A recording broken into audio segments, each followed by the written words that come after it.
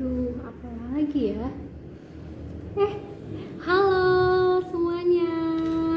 Nih aku lagi menulis cerita, tapi tiba-tiba aku bingung lanjutan ceritanya apa lagi ya? Kira-kira pakai kata-kata apa ya? Ada yang pernah bingung juga nggak sama kayak aku?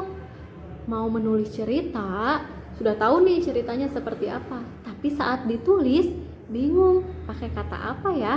Pertamanya seperti apa ya? Kadang nih sudah menulis, tapi pas dibaca ulang, kok kata-katanya ini ya? Padahal maksudku bukan itu. Gimana ya? Nah, sebenarnya di cerita itu selain ada kata-kata, ada yang dinamakan kalimat. Nah, apa sih maksudnya kalimat? Kalimat apa ya? Di cerita ada kata-kata, betul? Nah, apakah katanya cuma satu? Tidak, katanya ada banyak. Nah, kalimat adalah rangkaian kata yang bisa memunculkan atau membentuk makna atau pesan yang baru. Apa coba kalimat barusan? Kalimat adalah rangkaian kata yang membentuk makna baru. Ya, misalkan kita ada kata berangkat. Nah, kalau berangkat saja, apakah kalian sudah tahu berangkat kemana? Berangkat sama siapa? Siapa yang berangkat? Pasti bingung kan? Nah, kalimat ini bisa membuat suatu kata ditambah kata-kata lain membentuk makna yang baru. Penasaran? Mau belajar tentang kalimat? Karena kalimat juga nggak bisa asal loh. Ada aturannya, ada aturan mainnya. Kayak kalau kita main game, betul? Nah, sekarang kita belajar kalimat yuk. Oke, kita mulai ya. Kita akan belajar tentang kalimat. Nah, kalimat. Di dalam kalimat ada yang dinamakan SPOK. Pernah mendengar SPOK? Nah, yang penasaran SPOK itu apa? Kita bahas satu persatu yuk. Dari mulai S. S-nya apa ya? S-nya ini panjangannya adalah subjek. Nah, subjek itu apa ya? Kalau di kalimat, misalkan pertamanya itu suka disebutkan nama orang. Misalkan gini ya, saya pergi ke pasar. Nah, saya ini sebagai pengganti orang, betul? Nah, atau enggak kita kasih nama lah, sayanya namanya Mawar. Mawar pergi ke pasar bersama ibunya.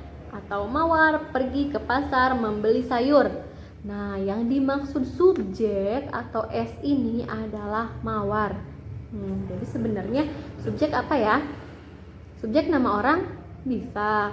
Subjek nama pengganti orang seperti saya, kamu, dia bisa. Nah, subjek ini dalam kalimat artinya aktor atau orang yang melakukan suatu pekerjaan.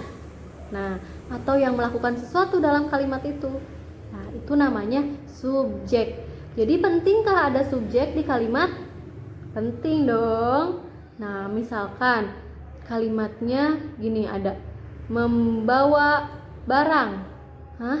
Siapa yang membawa barang? Nah, berarti penting ya ada subjek ya, supaya kita tahu siapa yang membawa barang. Kalau ada subjeknya, kalimatnya misalkan jadi gini, ayah membawa botol. Nah, subjeknya ayah.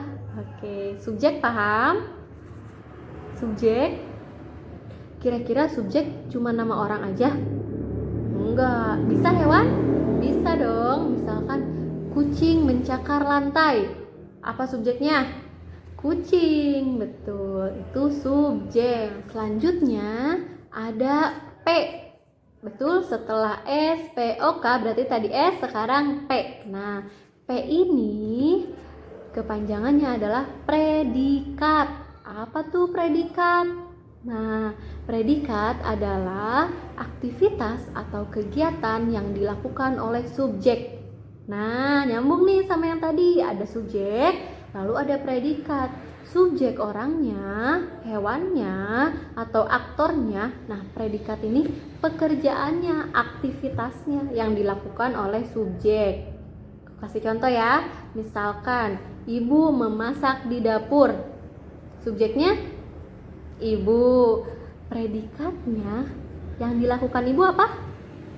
Memasak, betul. Jadi predikatnya memasak. Nah, biasanya predikat ini berupa kata kerja.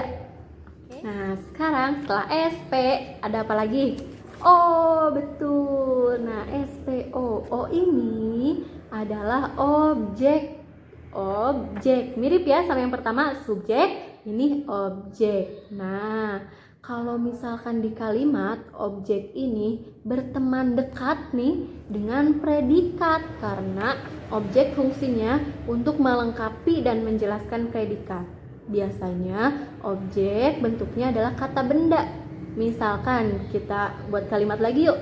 Nah, ibu memasak. Memasak apa ibu? Cuman ibu memasak baru ada SP. Nah, kita tambahkan O. Ibunya masak apa ya? Ikan. Oke, ibu memasak ikan. Berarti objeknya adalah ikan. Betul, objek ini menjelaskan predikat, menjelaskan P. Kenapa? Karena P-nya adalah memasak. Nih, orang masih bingung kalau cuma memasak apa ya? Nah, dilengkapilah sama O datang menolong P yang sendirian ini. Jadi ditolong, nah dengan kata ikan, jadi dia lengkap. P-nya punya teman, jadi jelas memasaknya ikan. Nah, itu fungsinya objek. Kasih contoh lagi deh, ayah menendang bola. Nah, berarti objeknya bola, betul. Nah, sekarang kita masuk ke yang terakhir dari susunan SPOK, berarti K, betul sekali, K. Nah, K ini adalah keterangan. Kalau tadi kalimatnya ada ayah menendang bola, sudah cukup sampai O ya. Kita tambahkan ayah menendang bola di lapang. Nah, di lapang ini adalah keterangan. Jadi fungsinya keterangan adalah memperjelas kejadian sebelumnya, memperjelas SPO. Nah, keterangan bisa berupa tempat, tadi di lapang, atau waktu. Misalkan ibu memasak ikan pada sore hari. Nah, pada sore hari ini adalah keterangan. Nah, bisa tempat, waktu, dan juga suasana atau bagaimana kejadian itu terjadi.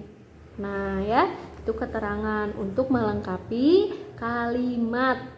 Nah, sekarang kalau sudah ada semuanya, kalimatnya jadi lengkap. Ada S, ada P, ada O, dan ada K. SPOK. Nah, ini biasanya kalau kalimat sudah mengandung SPOK disebutnya kalimat efektif.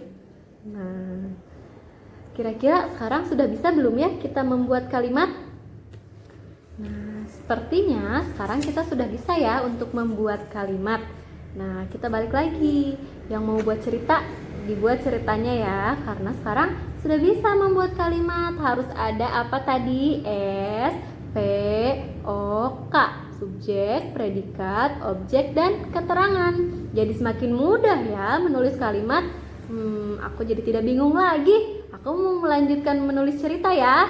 Dadah! Kalian tulis cerita kalian juga.